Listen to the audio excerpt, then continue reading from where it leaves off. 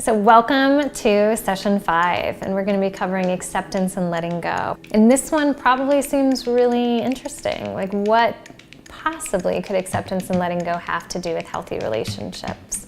I think as we start processing it and talking about it, you'll discover it actually has a lot to do with our ability to have a healthy relationship.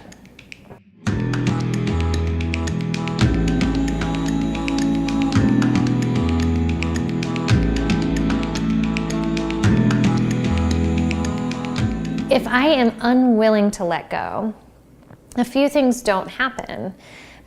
Sometimes if I can't let go, I can't show up. Sometimes if I can't let go, I can't move on. We've all probably had this experience. We've held on to something really tightly and longer than we should have. And I think we've known kind of deep down in that kind of honest voice place within us that we need to let go.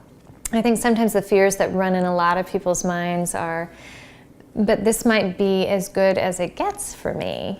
That gets us into a lot of trouble sometimes. And the more that we try to insulate ourselves from pain, the more we try to control our lives, the smaller that life gets for us.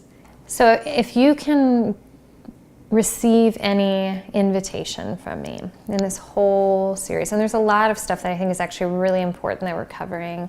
The most important thing is being honest with yourself, hearing your own truth, hearing what you really need, what you really want. Because what happens is if we can't move into acceptance and letting go, if we can't move into kind of what we talked about before, this risk and this idea that there might be pain or loss involved in our choices, we will continually betray ourselves. And so if we can name and expose our fears and our resistance to acceptance and letting go, it frees us to just show up in a healthier way for ourselves. It is not easy, but it feels so much better. All of these building blocks along the way where we're discovering how fear and pain are driving us and how it's showing up in our boundaries and our attachment style, in how we think about ourselves, how we think about other people, our ability to be vulnerable. I think what we need to part of that acceptance and letting go is accepting some of those fears that are there, acknowledging that they're there. And so what happens is when I can acknowledge my fear, my pain, for one thing I can grieve maybe some of the pain around my fear. I can recognize maybe some of the losses that I've experienced that have kind of created that fear. And it will help me move through it. So a lot of people come into my office in a lot of pain. You know, that's kind of like a pretty common assumption in a therapist's office. And pain takes up a lot of room. And grieving can take up a lot of room. And most of the time the work that we do is figuring out how to connect and name the pain so we can start to grieve it and feel our way through it.